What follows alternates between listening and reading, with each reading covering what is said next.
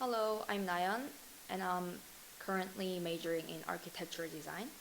In today's presentation, I would like to introduce you to the adaptive reuse of heritage buildings.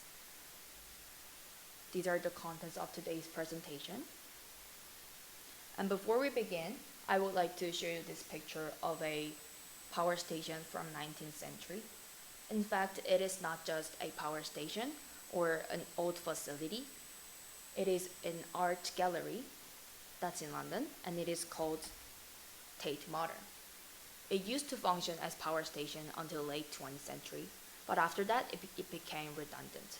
And in 1992, it was chosen as a site for a new gallery in London and completely turned its purpose while maintaining its facade and historical value.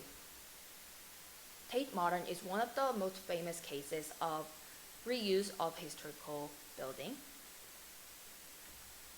So, what is adaptive reuse? Adaptive reuse is a process that changes a disused or ineffective item into a new thing that could be used for a different aim. And adaptive reuse of heritage buildings should be promoted because it provides environmental, cultural, and social benefits to the society and the city.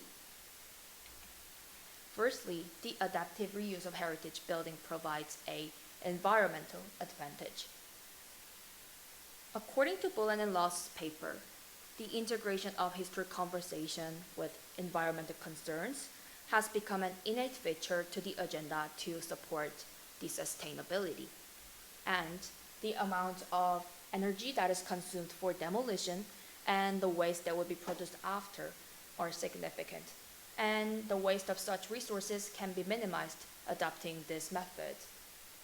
Therefore, it promotes the urban community to be more eco-friendly.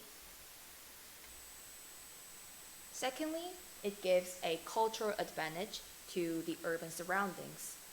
The presence of historical structure among the usual scenery diversifies its urban landscape. For an example, there is Doksugun Palace that's from Joseon Dynasty and Seoul City Hall with its geometric configuration stands to each other in the middle of Seoul. And by that, people could live their past and present at the same time. In other words, it allows people to have a valuable glimpse of their history. Lastly, it gives a social advantage to the urban population.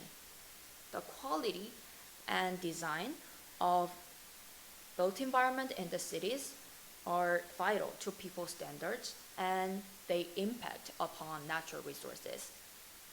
With adaptive reuse, future generations will inherit heritage as a usable and accessible places, not just as retentions of old buildings. For an example, if historical buildings can be functioned as housing in the city, the next generations will benefit from it. And just like I mentioned, it could be museum like Tate Modern, it could be library or mall, it could be anything. And for the reasons that I have mentioned, adaptive reuse of heritage buildings should be promoted. Urban communities can be introduced to environmental, cultural, and social advantage by adapting it.